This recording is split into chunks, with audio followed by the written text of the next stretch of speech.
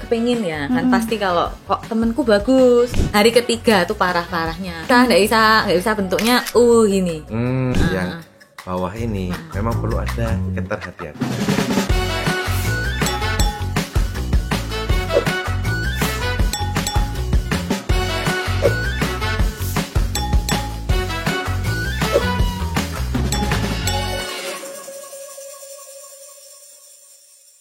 Oke, halo Eternity Friends. Hai. Ya, balik lagi ke segmen Eternity Talk. Hari ini kita kedatangan tamu spesial. Mungkin buat Eternity Friends ini udah familiar ya, karena beberapa waktu lalu ada konten yang FYP tentang seorang wanita yang 4 bulan gak bisa senyum. Hari ini kita kedatangan langsung dengan Kak Evelyn Aprilisa. Halo ya. Hai Kak, Cik Lisa. Boleh. Apa kabar hari ini? Baik. Sama hari ini selain dengan Cik Lisa, kita ditemani juga oleh Dr. Andreas Widiansyah SPKK.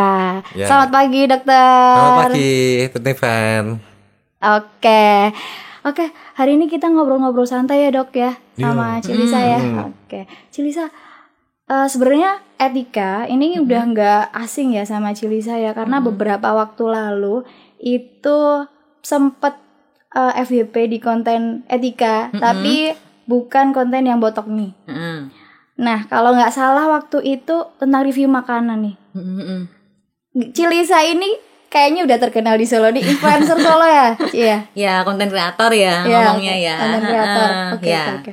Nah, kegiatan konten kreator sendiri biasanya review apa aja nih, Ci? Kalau seringnya sih aku kalau tempat-tempat baru, yang estetik, ambience-nya oke gitu ya, yang estetik. Jawa-Jawa, kan Jawa-Jawa. sukanya Jawa-Jawa. Iya. Nah, itu pokoknya Adem gitu sih, Ci. yang kayak gitu-gitu, terus tempat baru. Ya sering review yang kayak gitu-gitu. Pokoknya biar Solonya tambah rame. Sip, Itu biar yang wisata penting. Solo makin keangkat ya, Ci bener ya. banget. Jadi Iya. fokusnya lebih ke tempat-tempat yang di Solo ya, Ci ya. Tempat-tempat Solo ya sama sekitarnya, yang deket-deket Sekitarnya. pokoknya yang kita bisa jangkau kalau mau ke sana lah. Kalau terlalu jauh nanti Iya. orang kesananya kan susah. Susah ya. Iya. Kalau sarannya sendiri kesannya kalau di Solo tuh yang biar nanti Eternity Friends tahu nih, siapa tahu main-main ke Solo ya Dok ya Ci ya. Itu apa Ci? Kalau apanya? Rekomendasinya? Misal Kak Solo tuh nyaman, jadi iya. tujuan wisata gitu. Kalau aku sih bilang Solo tuh sekarang semakin bagus dan banyak tempat estetiknya. Yang pokoknya mau konten, mau foto, mau apa bagus semua. Instagramable semua lah pokoknya gitu tempatnya. Kalau kulinernya Ci? Kalau kulinernya cocok banget dong. Cocok banget ya. Kan orang Solo. Pasti sukanya makanan Solo terus ya. Okay. Kalau pergi dulu kuliah atau waktu sekolah dulu, jauh-jauh tuh kangennya mau pulang Solo. mau makan. Mau makan. Mau makan. Makanan di Solo tuh Beda. sangat beda ya? Iya, beda. Yang bikin beda apa Ci kalau Kalau sama Solo yang kan lain? manis-manis mantep ya. Kalau di sini Manis-manis ya. mantap loh. Kalau sama kayak Cik Lisa nih, manis-manis mantap. Jadi kalau di tempat lain tuh, loh kok kayak gini. Nah, sini kan semua bumbunya kayak mantep semua ya lah itu. Hatinya udah ke makanan Udah, nggak Solo. bisa pindah. Oke, Ci. Nah, biasanya selain kegiatan, kalau kita kan taunya Cik Lisa nih konten kreator ya Dok ya. Nah, kalau kegiatan lain mungkin Ci? Itu ngurus toko juga. ada toko. Ya, Bisa. ada toko juga, toko baju, toko sepatu. Nah, itu kita Di Solo? ngurus itu. Di Solo juga. Boleh dikenalin Ci tokonya? Boleh. Kalau Ya tokonya teman-teman bisa saat datang ke Yang Solo, ke Solo. ataupun yang orang teman-teman di Solo Turnifan ya. Yuk. bisa mampir ya. Mampir Oh, nih. belanja ya, Dok, ya. Iya, belanja nanti. Kalau mau outfitnya kayak saya, waduh, bisa keren ke banget nih ya. Avalon, bisa ke Avalon, atau juga kalau sepatunya bisa beli di Famos, di Famousnya. Famousnya. Oh, Lokasinya di mana? Lokasinya ada di Coyudan ya, di Singosaren ya, di daerah situ. Nanti bisa langsung Instagramnya juga ada. Semua Google Map-nya aja langsung dibuka ya. Nah, tuh. Ini bisa jadi tujuan ya kalau Iya. misal ke Solo, nggak cuma wisata aja, nggak cuma kulineran, ya Eternity Friends bisa belanja-belanja ke Avalon. Iya. Ke Famous juga bisa. Bener banget. Sip banget, Iya. udah punya tujuan ya. Nah. Gitu. Terus terkait sama konten yang FYP kemarin nih Ci, yang Ya. bikin booming ya loh. Bikin booming buat kepo. iya, FYP TikTok dan Instagram juga masuk Ci. Ya. Nah, bisa ceritain Cik, kemarin tuh akhirnya botox tuh gimana kemarin Cik ceritanya? Kalau ceritanya sebenarnya ya kepengin ya kan pasti kalau kok temenku bagus. Temen ya awal. Pertamanya ngelihat dari temen kok bagus. Ya udah tanya-tanya gini botok gini oke, ya wes ikut-ikut lah ya gitu. Nah ikut-ikut terus pertamanya itu sebenarnya malah botok senyum dulu, garis senyum dulu. Jadi cuman berapa iu itu dikit gitu tuh. Nah itu aku nggak merasain efek apa dok. Pertama itu kok mukanya tetap sama aja aku tuh gitu. Nggak ada kenapa-kenapa. Terus abis itu ya kan mau pergi jagung ke Bali, mau kondangan ke Bali kan. Oh ya udah dibotok dulu lagi. Jadi biar nanti sampai Bali kan bagus gitu. Harapannya ya dok ya, harapannya. Nah terus dibotok full face. Dibotok full face dan malah nggak bisa senyum, jadi ke Bali nggak bisa senyum malah dok. Akhirnya harapannya tidak sesuai realita ya. Bulan apa itu waktu itu? Itu sebenarnya bulan Oktober mau ke Bali. Jadi kalau botoknya di bulan Juni. Padahal ya udah lumayan ya, tapi tetap nggak bisa ketawa. Jadi yang suntikan yang pertama untuk yang senyumnya, senyumnya itu bulan Juni. Nah, kalau itu bulannya aku agak lupa, kayaknya mungkin sekitar 4 bulanan ya. 4 bulan sebelumnya. Jadi sekitar mungkin apa ya? Mungkin ya malah sekitar Februari ya, yang pertama ya. Ya, tapi cuma dikit dan nggak ada efek sama sekali. Aman waktu itu ya. Ada apa gitu. Ya, terus malah ya karena nggak ada efek, tambah lagi gitu loh. Masih harapannya tambah lagi, tapi ternyata malah kayak gitu. Mulai tampak nggak bisa senyumnya itu dirasakan jadi, berapa hari? Nah kalau itu dulu pertamanya kan Juni, terus suntik yang semua kan hari pertama nggak apa-apa, hari kedua cuman hari pertama aku rasanya waktu foto kok aneh ya muka aku ya gitu, kok aneh ya, tapi masih mungkin angle gitu. Terus hari kedua loh kok nggak bisa ketawa ya gitu. Mulai kok susah ya. Hari ketiga tuh parah-parahnya, bener-bener nyengir, nggak bisa bentuknya gini. Udah bentuknya tuh kalau diem tuh kayak gini, mangkok terbalik gini, set, dah tuh mulai nggak bisa. Hari ketiga itu ya. Benar. Padahal dari yang awal waktu di Smileland ya itu belum ada efeknya. Nggak ada efeknya. Aku merasa biasa aja, nggak ada efeknya juga, nggak ada yang notice, nggak ada yang bilang kok beda ya sang, nggak ada. Jadi benar-benar kayak ya udah. Jadi aku mungkin apa kurang, malah harap mikirnya kurang. Mikirnya gitu ya. Kurang kesedikitan malah gitu. Di yang botox kedua mulai terasa itu berarti di hari ketiga. Notisnya mulai dari ketiga ada langsung notis. Udah aneh. Langsung. Terus puncaknya itu mungkin ya 2 minggu, seminggu 2 minggu ada. Itu udah gak bisa ketawa. Udah gitu kan apalagi kan full face ya. Jadi semata semua gitu diem. Gini dah. Kayak suketi itu loh. Ya. Serem gitu. Udah horor. Berasa lagi main di film horor. Nah, itu. Kontennya ganti ya. Ganti ya. Jadi ke horor ya. Kontennya jadi horor. Itu gimana perasaan awal? Nggak mau keluar. Malu. Ketemu sama teman-teman gimana sih? Ya nggak ketawa. Jadi cuma diem. Tapi ada yang notice juga teman? Nggak ada. Jadi karena sudah aktingnya udah pintar ya. Nggak notice semua karena aku nggak ketawa. Terus kan jadi ngomong tok. Jadi ngomong aja. Kalau ngomong tuh nggak gitu kelihatan karena kan aku suka bercanda kan. Iya. Jadi begitu ngomong gitu karena aku bercanda dianggap kan jadi nggak judes dari omongannya. Tapi mungkin kalau terlalu ngeliatin aku kok aneh, pasti gitu. Soalnya yang beberapa teman yang nggak ngomong sama aku, dia merasa kok aku judes.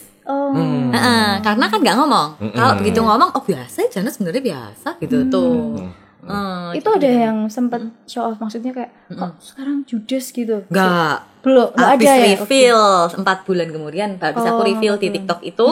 Baru makanya baru pada bilang baru mulai tahunya itu kok judes. Waktu itu mau bilang sungkan mungkin ya, malu, lebih ke malu. Malu lah kan masih kayak gitu. Nanti masih kan diginiin kan biasa kan, masalah botok foto. Ya nah, daripada digituin lebih baik saya diam. Iya. Karena diam tuh emas. Iya, emas. Bener banget ya. Jadi diem. Nah, terus kan itu udah beberapa bulan yang lalu ya Kak Ci ya. Nah, itu udah ada upaya gitu belum Ci? Kayak yang ini ya buat ini ya gitu. Dulu pertamanya dulu kalau yang awal itu aku kan sempet kayak searching caranya gimana ya menghilangkan gini gitu kan. Dikasih air panas lah ya, dikasih air panas, suruh RF. Terus ya udah coba RF nggak ada hasil terus dipanasi terus pakai apa itu Ci? Itu bersih anduk. dikompres pertama dikompresi terus lama-lama kok ngompresi kan sebentar hilang dingin lagi toh. Nah habis itu ya udah pakai itu loh yang alat penghangat buat tangan. Yang kayak buat di winter gitu kan, ditemplek kayak gini, terus ketiduran Dok malahan. Jadi terus beruntus jadinya. Tambah. Aduh, udah nggak bisa ketawa, beruntus segini gitu. Kayak jenggot itu loh jadi nih. Sampai beruntusan gitu ya. Kayak beruntus. Mungkin saat itu Cilisa lagi berasa sudah jatuh tertimpa tangga gitu Ci. Iya, ya udah kepleset terus gelundung lagi ya. Tapi sekarang udah oke banget Ci. Sudah biasa ketawa itu. Nah, kalau mungkin dari cerita Cilisa nih Dok, itu kira-kira kemungkinan botox buat gagal tuh gimana ya Dok ya? Jadi kenapa dia bisa ada efek seperti itu gitu ya Ci ya? Itu ya makanya gini Cilisa. Memang kalau kita lihat dari durasi botoxnya itu rata-rata kan dia mulai menghilang. Itu 3 sampai 9 bulan secara teori nih ya. Nah, kenapa kok variasinya bisa lebar? Karena tergantung dari pemakaian ototnya. Kan si botox itu kerjanya kan kayak masker relaksan untuk supaya kerja ototnya itu jadi lebih rileks tujuannya itu. Nah, ketika dia waktu injeksi pertama dan yang berikutnya jaraknya kan baru 4 bulan ya. Nah, bisa aja kalau ditempatkan di tempat otot yang sama, efek yang waktu yang pertama tadi belum 100% hilang. Ada yang masih ada di situ. Nah, ketika ada tambahan berikutnya, kalau dia di dosisnya dikasih seperti dosis yang awal, nah dia akan agak dosisnya berlebihan di tempat otot tersebut gitu. Itulah. Gitu ya. Awal-awalnya. Jadi kedobel ya akhirnya kebanyakan. Pertama kurang ditambahi malah kayak itu ya jadinya ya. Ada kemungkinannya. Di situ juga itu. Nah, yang ada yang berikutnya memang pada botok pada area mid face, jadi yang wajah yang bagian tengah dan yang bawah ini memang perlu ada keterhati-hatian tentang ototnya. Karena otot di wajah itu tiap satu orang dengan yang lain tuh lokasi nggak bisa sama persis, kayak geser-geser, terus permukaannya kedalamannya ototnya itu menyesuaikan tiap orang ya Dok ya. Iya, karena tiap orang tuh diciptakannya tuh memang unik. Sama yang Maha Kuasa. Tiap orang sendiri-sendiri. Itu nggak sama. Nah, itu perlu deteksi kedalamannya berapa. Terus pada waktu masukkan jarumnya lokasi bisa sama loh. Namun ketika dalamnya sama dangkalnya itu berbeda, bisa efeknya lain. Gitu ya. Jadi memang benar-benar harus yang profesionalnya tuh nah, biasa juga. Itulah perlu diketahui tadi kayak ototnya yang mana yang menyebabkan dia bisa naikkan kayak bisa itu, terus mana yang membuat dia jadi sedih. Itu kan perlu tahu ya. Nah, ketika saya perhatikan, saya dengarkan tadi kasusnya Cilisa, kan nggak bisa senyum ya, malah kayak orang mangkok terbalik ya. Itu diduga dia ada pemakaian untuk botoxnya ada di otot-otot yang kena untuk senyumnya. Jadi otot-otot yang membuat senyum ke atasnya itu ada masuk di situ untuk botoknya, sehingga dia kan ada relaksasi otot senyumnya, sehingga apa? Otot senyumnya nggak bisa digerakkan, nggak bisa sama sekali. Itu ya betul-betul fix ya bukanya. Nah itu akibatnya ketika otot senyumnya ke atas nggak bisa digerakkan, yang dominan Jadi kan otot yang ke bawahnya. Ya. Sehingga wajahnya kayak mangkok Ya. terbalik. Itu karena otot yang di bawahnya dia menarik lebih kuat daripada otot yang untuk menarik ke atasnya. Itu yang terjadi sih. Itu sehingga mangkoknya tidak bisa membuka, namun tertutup mangkoknya. Itu dulu. Jadi terus. Ternyata banyak ya dok yang perlu kita perhatikan ya dok ya. Yang pertama itu tadi ternyata tuh ada masa aktifnya ya. Maksudnya kayak usia untuk botok itu dok. Misal kalau dari botok pertama kemudian dari ke botox yang kedua itu dianjurkannya berapa lama setelah botok pertama dokter? Ya tadi secara teori dia kan 3 sampai 9 bulan. Nah itu perlu kita tes juga pada waktu. Jadi assessment pada waktu kita suntik kedua itu kita akan kalau kita tanyakan gimana moving ototnya pada waktu sebelumnya. Jadi diajak ngomong dulu nih kalau tadi enggak ada beda sama sekali terus ini. Nah itu kita perlu lakukan minta si kliennya ini untuk menggerak-gerakkan dulu. Jadi dari situ gitu. Kita kan bisa assessment dan sebenarnya ya udah cukup nih gitu kayaknya gitu. Ya, mungkin area mana yang cukup. Kayak tadi area mana yang belum cukup itu. Gitu ya. Jadi ya. Itu sih. Dan memang yang tadi yang paling challenging adalah ketika ngerjakan otot yang di midface tadi. Itu challenging sekali. Memang susah ya jadi bukan ya harus susah. ini. Perlu skillnya ya. Gitu. Itu aja. Iya. Jadi untuk ngilangin yang di garis senyum di mana ini memang perlu skill yang betul-betul memang ini ya beda tinggi. ya. Itu tadi hanya beda kedalamannya beda. Iya loh. Apalagi beda geser. Itu kecil gitu loh. Ini kan kayak seni. Iya. Ketika patnya ini yang kena dia ini lemes, otomatis ketariknya ke sana. Kalau patnya yang di sini kena terlalu banyak, nanti dia kan ini yang melemah, wajahnya ketarik ke sana. Nah, itu perlu kita bisa bayangin untuk movement ototnya itu. Dengerin dokter jelasin ini udah kayak senimannya kulit dok. Ternyata ada seninya juga ya dok ya di situ. Jadi khususnya memang kalau di bidang dermatologi, di bidang estetik juga itu ya. Nah, ini untuk sebagai kenalan nih untuk teman-teman estetik. Kita tuh sekarang gelarnya pindah. Kalau awal dulu kan SPKK, terus geser jadi SPDV. Nah, apa itu, per tahun ini spesialis dermatovenerologi. Nah, mulai 2022 kemarin itu kita udah secara resmi sama pemerintah Indonesia kita menjadi SPDVE. Jadi spesialis dermatovenerologi estetik. Nah itu. Jadi kalau dulu kan tersembunyi. Orang kadang nggak tahu kalau ke dokter kulit dipikirnya hanya kasus kulit aja ya. Nah, memang estetik sudah include di kompetensinya dokter kulit tadi. Gitu. Makanya dia sekolahnya lumayan loh untuk spesialisnya. Jadi bisa tahu sekolahnya berapa lama untuk spesialisnya saja. Spesialisnya saja 4 tahun.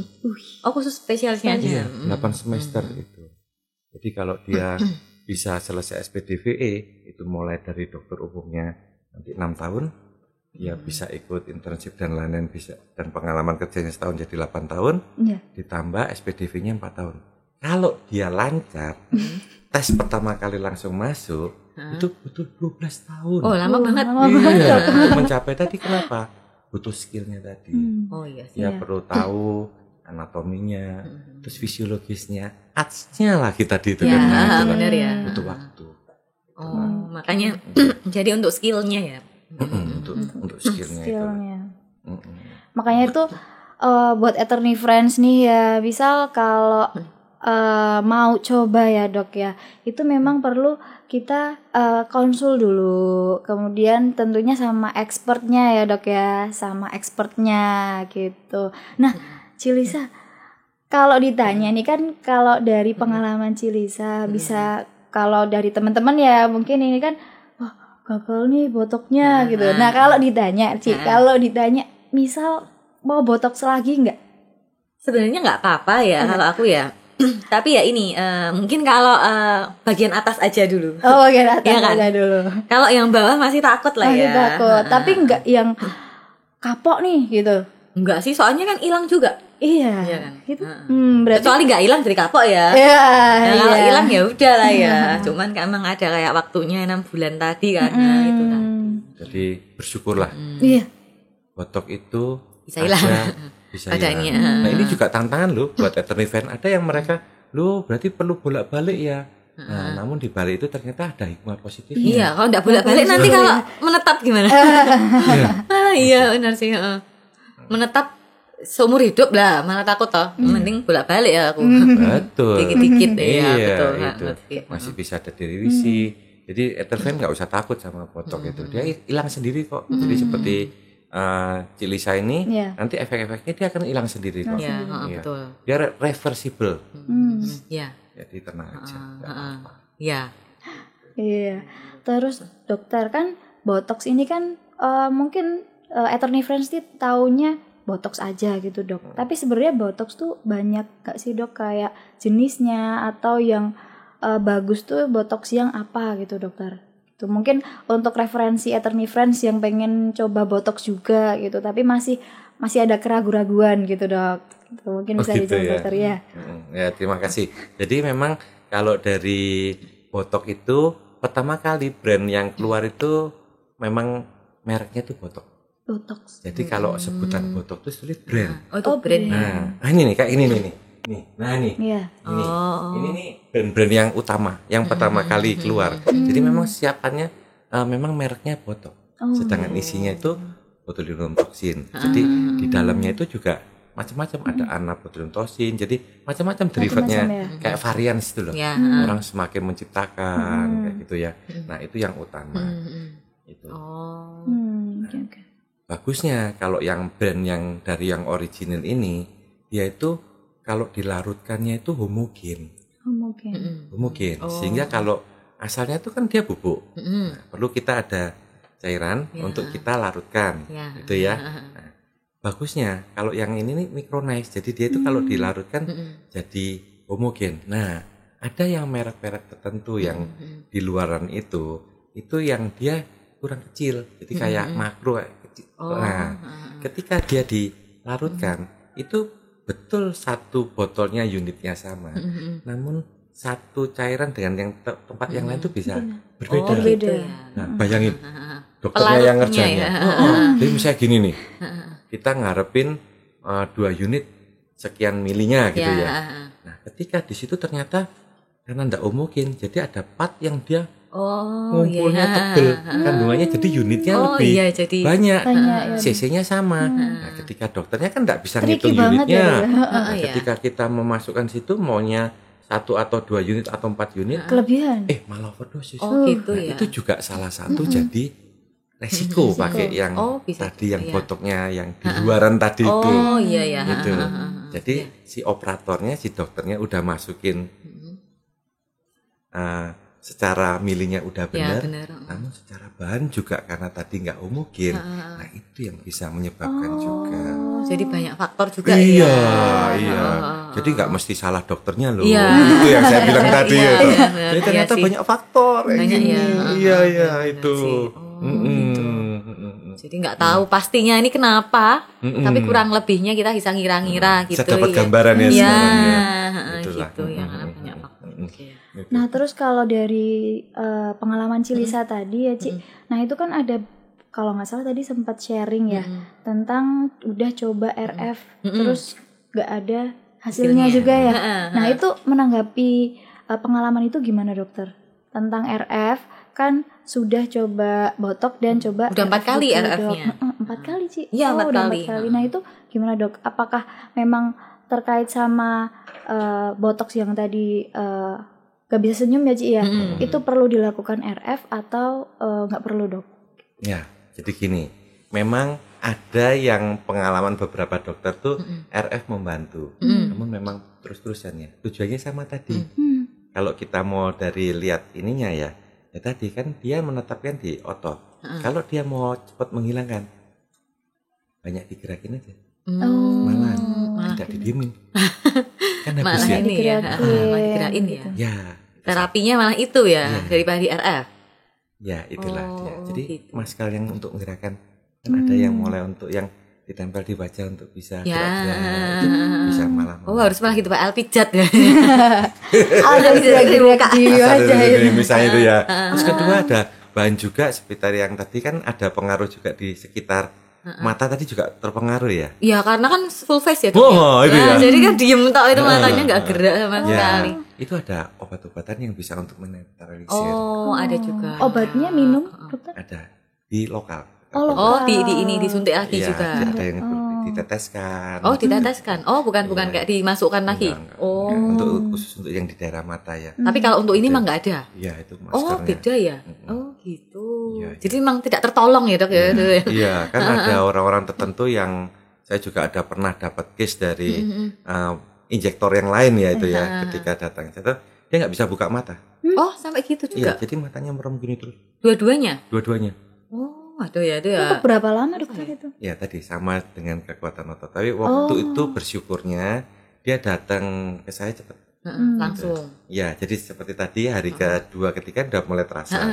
Ya langsung untuk mencari harus gimana? second opinion ya. Waktu itu kita cukup pakai kayak tetes mata apa segala gitu. Akhirnya jauh lebih cepat hilang efeknya daripada ditunggu tadi. Iya. Oh gitu, bisa juga. Tapi itu memang khusus di atas aja. Iya, area situ. Area situ ya. Kalau untuk yang area bawah tadi Bawahnya bisa tadi, dengan berekspresi, berekspresi. sering Iya. bergerak-gerakan itu tadi ya dok ya. Iya, itu Mbak. Oh gitu. Iya. Oh, dulu mah panas-panas sih jadinya. Iya. Enggak apa-apa. Dipanasi. Paling tidak sudah melakukan upaya. Iya, diam ya. Iya. Sudah diusahakan betul. Iya. Nah ini dari tadi kan ngobrol kita udah asik banget nih. Kayak sudah kenal lama ya dokter sama Cilisa ini dulu kenal dokter di mana ya Ci? Udah dari SMA kalau Dari sama Dokter Andreas. Ya kan Dokter Andreas sudah terkenal di Solo. Iya. Zaman puber pasti kan beruntus ada ya jerawat-jerawat yang nyembuhin ya. Dokter Andreas ini. Waduh. Iya, aku masih ingat loh. Iya dong. Soalnya sekeluarga dia tuh. Keluarganya mesti ke Dokter Andreas.